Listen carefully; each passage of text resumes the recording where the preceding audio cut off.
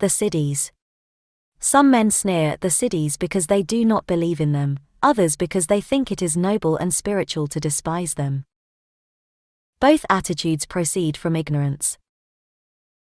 It is true that to some natures the rule of omnignotum pro magnifico holds, and everything that is beyond their knowledge is readily accepted as true marvel and miracle, and of such a temper are the credulous made. It is also true that to others it is omnignotum pro falso, and they cannot forbear ridiculing as fraud or pitiable superstition everything that is outside the reach of their philosophy.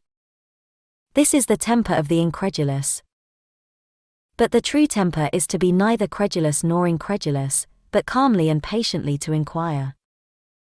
Let the inquiry be scrupulous, but also scrupulously fair on both sides. Some think it shows superior rationality, even when they inquire, to be severe, and by that they mean to seize every opportunity of disproving the phenomenon offered to their attention. Such an attitude is good rather for limiting knowledge than increasing it. If it saves us from some errors of assertion, it betrays us into many errors of negation and postpones developments of the utmost importance to our human advance. I do not wish to argue the question of the existence or non-existence of yogic siddhis. For it is not with me a question of debate, or of belief and disbelief, since I know by daily experience that they exist. I am concerned rather with their exact nature and utility.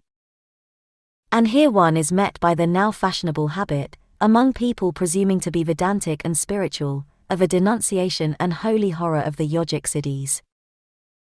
They are, it seems, tantric, dangerous, immoral, delusive as conjuring tricks, a stumbling block in the path of the soul's liberation.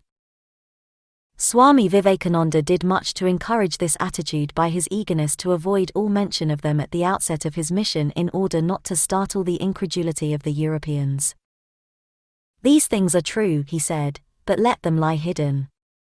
And now many who have not the motives of Vivekananda, think that they can ape his spiritual greatness by imitating his limitations. There was no such weakness in the robust temperament of our forefathers. Our great rishis of old did not cry out upon siddhis, but recognized them as a part, though not the most important part of yogic accomplishment, and used them with an abundant and unhesitating vigor. They are recognized in our sacred books, formerly included in yoga by so devotional a Purana as the Bhagavat, noted, and some of their processes carefully tabled by Patanjali.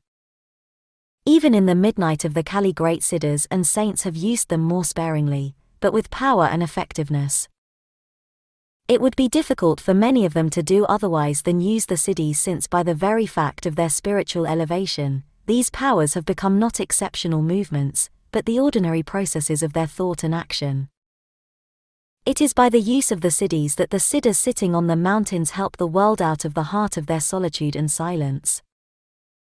Jesus Christ made the use of the siddhis a prominent feature of his pure, noble and spiritual life, nor did he hesitate to communicate them to his disciples. The laying of hands, the healing of the sick, the Ashavada, the Apishap, the speaking with many tongues were all given to them.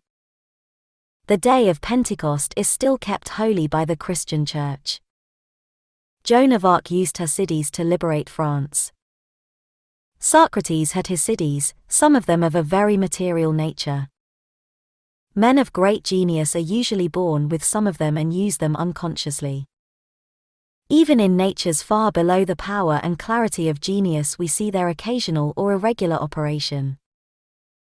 The West, always avid of knowledge, is struggling, sadly hampered by misuse and imposture, to develop them, and gropes roughly for the truth about them in the phenomena of hypnotism, clairvoyance, telepathy, vouched for by men and women of great intellectuality and sincerity. Returning eastwards, where only their right practice has been understood, the lives of our saints northern and southern are full of the record of siddhis. Sri Ramakrishna, whose authority is quoted against them, not only made inward use of them but manifested them with no inconsiderable frequency in his lila. I see nothing in this long record immoral, dangerous or frivolous. But because Europe looks with scorn and incredulity on these miracles and this magic, we too must needs be ashamed of them, hustle them into the background and plead that only a few charlatans and followers of false paths profess their use. But as for us, we are men of intellect and spirituality, ascetics, devotees, self-deniers, Vedantins. For these things we are too high and we leave them to theosophists, immoral tantrics and deluded pseudo-yogins. Let us have done with canton pretension in all matters.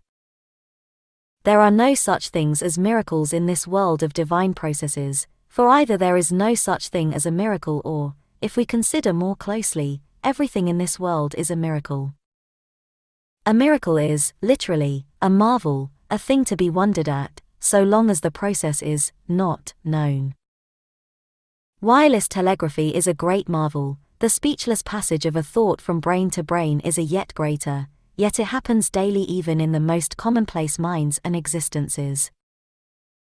But when the process is known, nothing is left to be wondered at except the admirable greatness of wisdom, width and variety of conception and subtlety and minuteness in execution with which this universe is managed.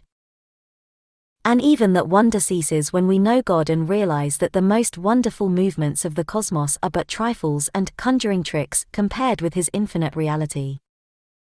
And as it is with this city of science which we call wireless telegraphy and with this other city of nature which is exampled in the momentary or rapid spread of a single thought or emotion in a mob, a nation, an army, so it is with the yogic siddhis. Explain and master their processes, put them in their proper relation to the rest of the economy of the universe and we shall find that they are neither miraculous nor marvelous nor supernatural. They are supernormal only in the way in which aviation is supernormal or motoring or the Chinese alphabet. Nor is there anything magical in them except in so far as magic, the science of the Persian Magi, means originally and properly the operations of superior power or superior knowledge. And in that sense the occultism of the present day is magic precisely in the same sense as the scientific experiments of Roger Bacon or Paracelsus. There is a good deal of fraud and error and self-deception mixed up with it, but so there was with the earliest efforts of the European scientists. The defects of Western practitioners or Eastern quacks do not get rid of our true and ancient yoga.